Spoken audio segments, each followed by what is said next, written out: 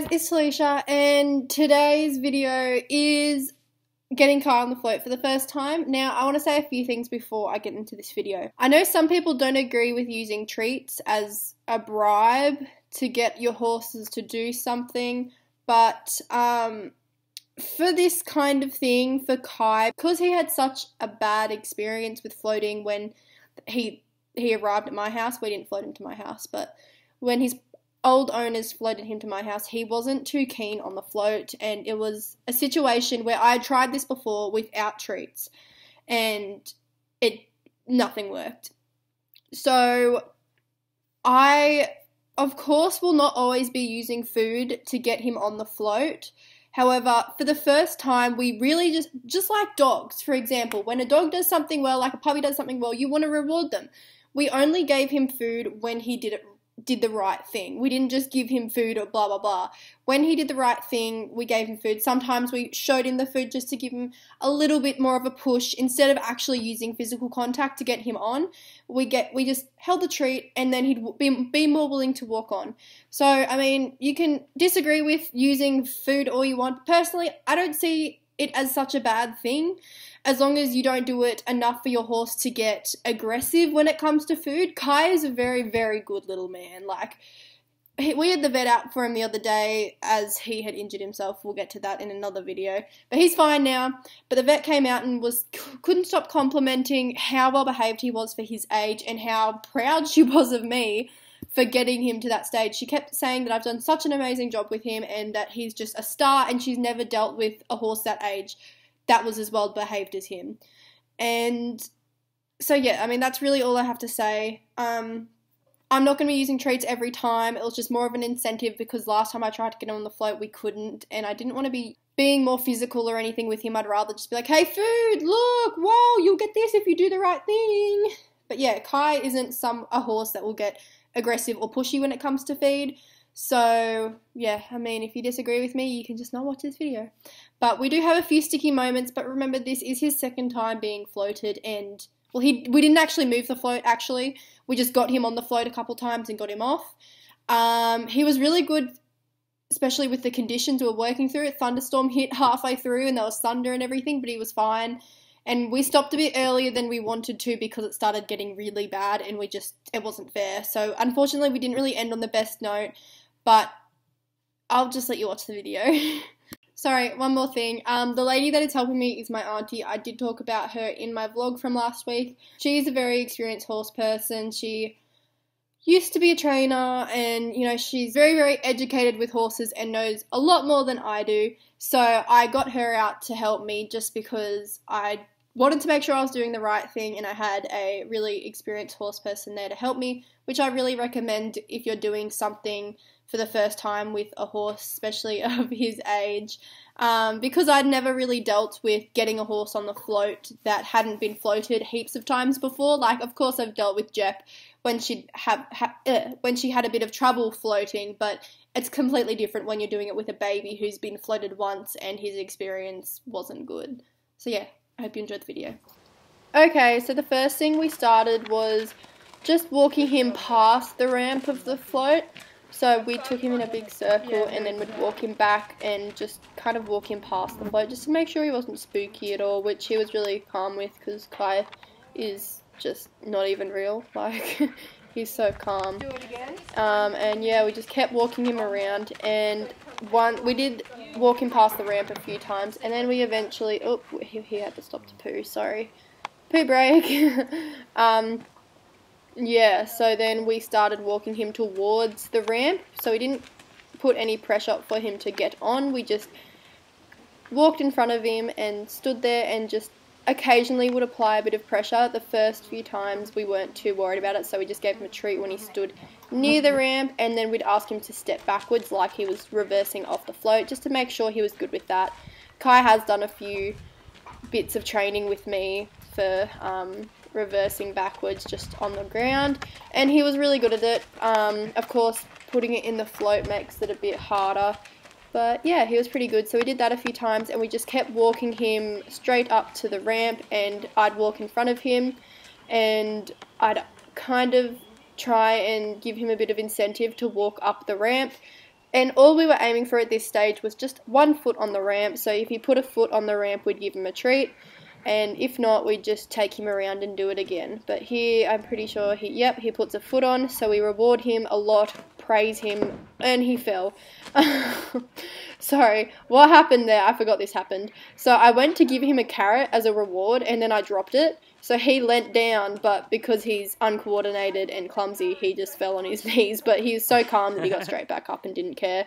But hey, things like that happen. He wasn't worried, it's just he lost balance and fell into his knees.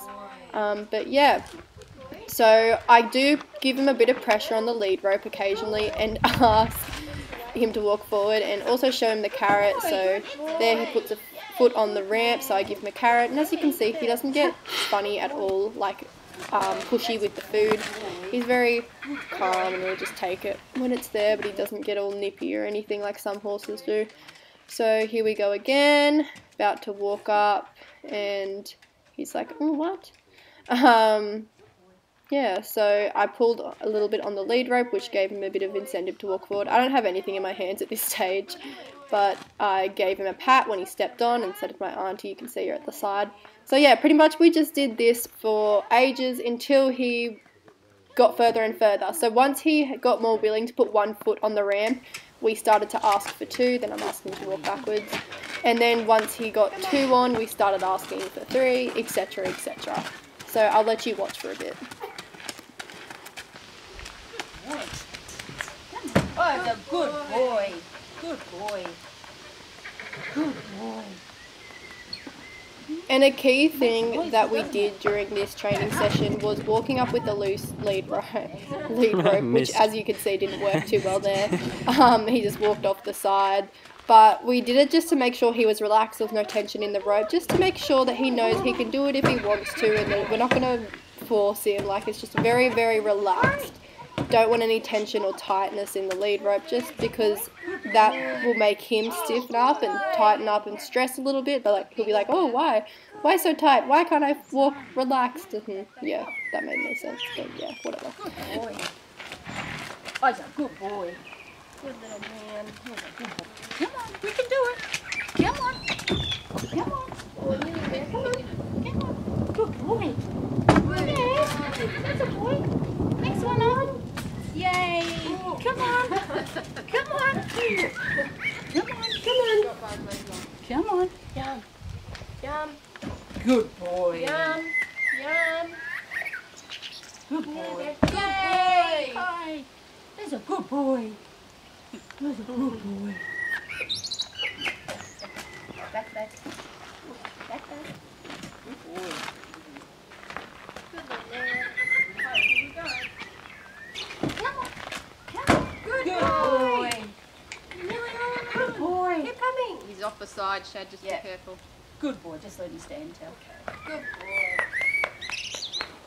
Good Look boy. at you.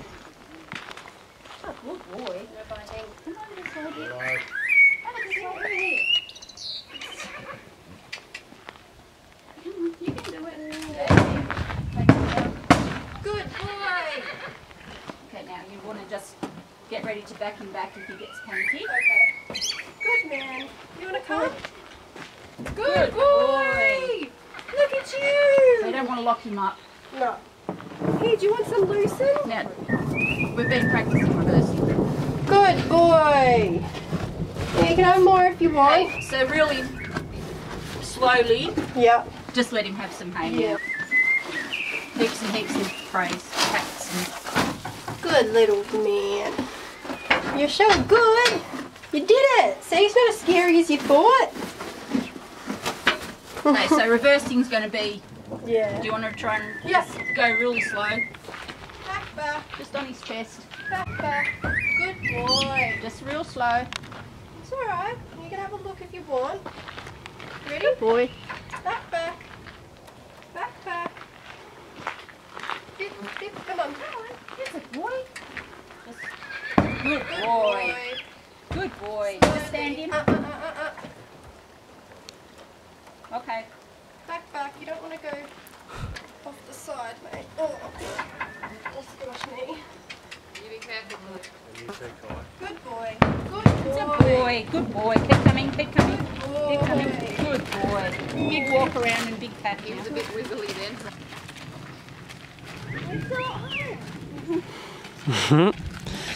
You wanna go again?